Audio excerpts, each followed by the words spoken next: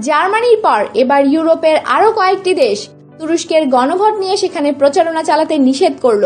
এবার Netherlands, Austria ও সুইজারল্যান্ডের বিভিন্ন শহরের কর্তৃপক্ষ তুর্কির রাজনীতিকদের প্রচার সভা বন্ধ করে দিয়েছে। এমনকি তুর্কি পররাষ্ট্রমন্ত্রীকে বহনকারী উড়োজাহাজ অবতরণের অনুমতিও প্রত্যাহার করে নেয় নেদারল্যান্ডস, যার তীব্র নিন্দা জানিয়েছে তুর্কি প্রেসিডেন্ট। সংবিধান সংশোধনের ব্যাপারে তুরস্কে আসন্ন গণভোট সামনে রেখে ইউরোপের বিভিন্ন দেশে প্রবাসী তুর্কিদের মধ্যে প্রচারণা চালাতে চেয়েছিলেন তুর্কি নেতারা।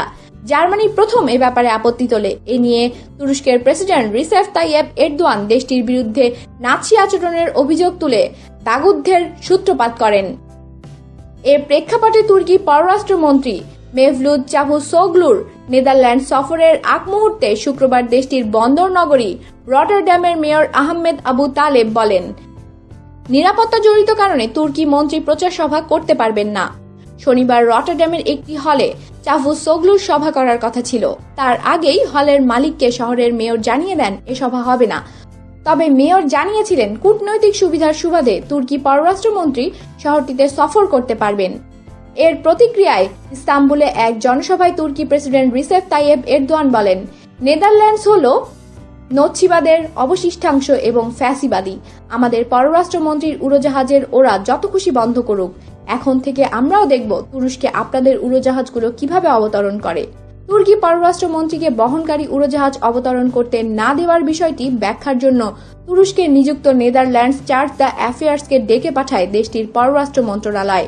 সুইজারল্যান্ডের জুরিখেও রোববার তুর্কি পররাষ্ট্রমন্ত্রীর একটি সভা অনুষ্ঠিত হওয়ার কথা।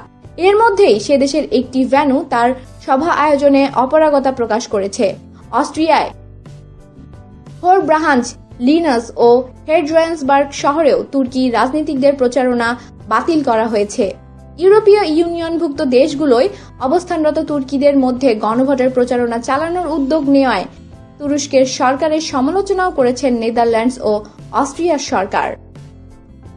তুর্কি পররাষ্ট্রমন্ত্রী মেভলুত চাভুসোগলুর সিএনএন-এর তুর্কি ভাষার সংস্করণে দেওয়া সাক্ষাৎকারে বলেছেন, জনসভা করতে না দিলেও তিনি নেদারল্যান্ডসের রটারড্যাম শহর সফর করবেন।